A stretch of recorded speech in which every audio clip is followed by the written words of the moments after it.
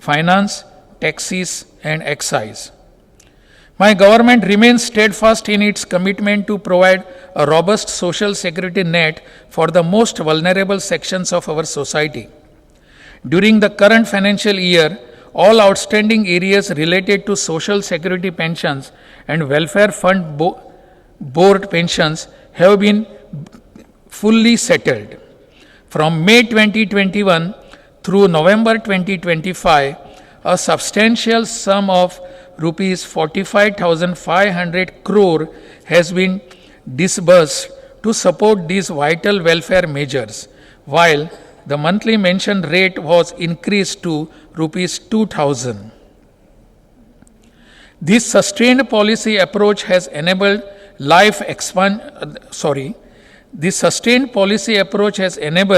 the expansion of welfare pension coverage to 62 lakh beneficiaries across the state. To further the financial independence of women from economically disadvantaged backgrounds, my government is implementing the Stree Suraksha scheme. This initiative provides monthly financial assistance of rupees 1,000 to approximately 31.34 lakh beneficiaries, including trans women between the age of 35 and 60 who belong to Antyodaya Anna Yojana and priority category household and are not benefited from any other social welfare schemes. The Medisep health insurance scheme continues to be a national model for inclusive coverage, providing cashless treatment to over 30 lakh individuals, including government employees and pensioners.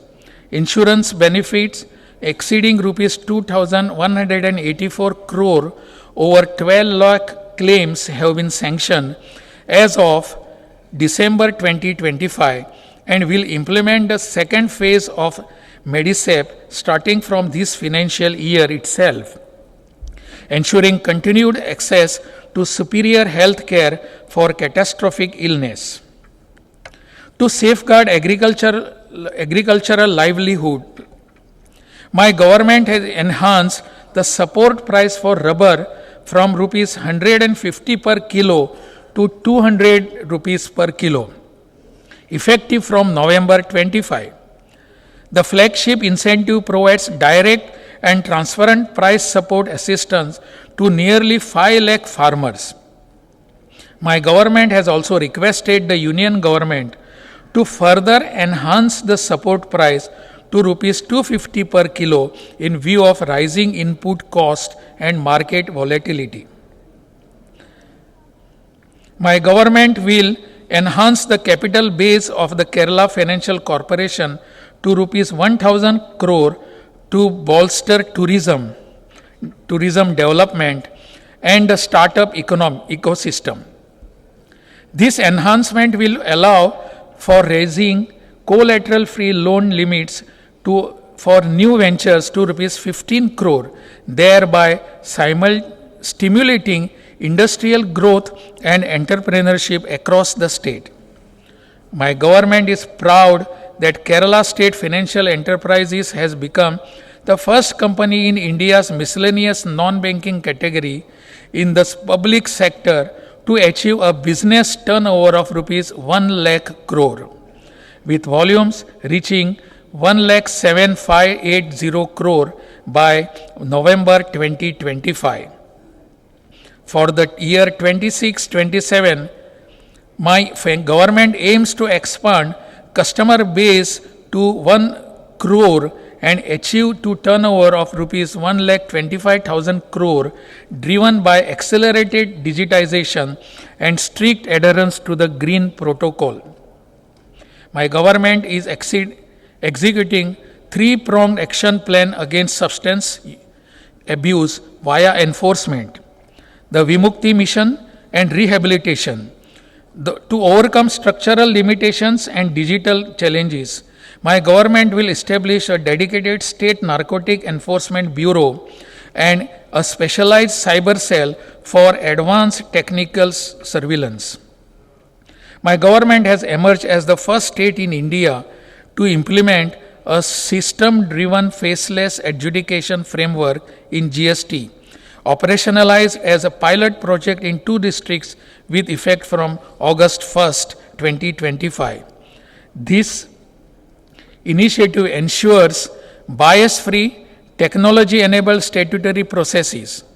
Furthermore, the establishment of the Centralized Refund Processing Formation (CRPF) on pilot basis at the GST Development Headquarters ensures the timely disbursal of refund claims.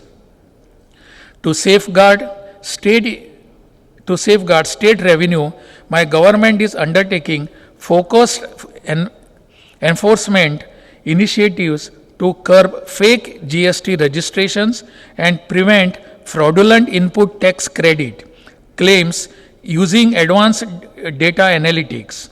The State GST Intelligence Wing has carried out a series of targeted intelligence operations across multiple sectors, including ready-mix concrete units, textiles, illegal diesel manufacturing and distribution, jewelry and food sectors.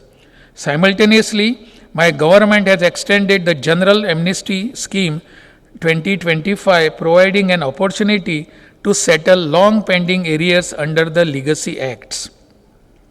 My government is prioritizing structural efficiency in the lotteries department with the construction of a dedicated headquarters building, Bhagya Bhavan. To foster financial responsibility among lottery winners, training programs will be strengthened to include modules on financial investments. Furthermore, a specific share of the department's publicity budget will be decided to welfare initiatives such as sponsorship for sports meets of the differently abled. Advanced technology solutions are being implemented to ensure the highest standards of transparency, including the installation of price counting machine in all offices and ePOS machines for secure transactions.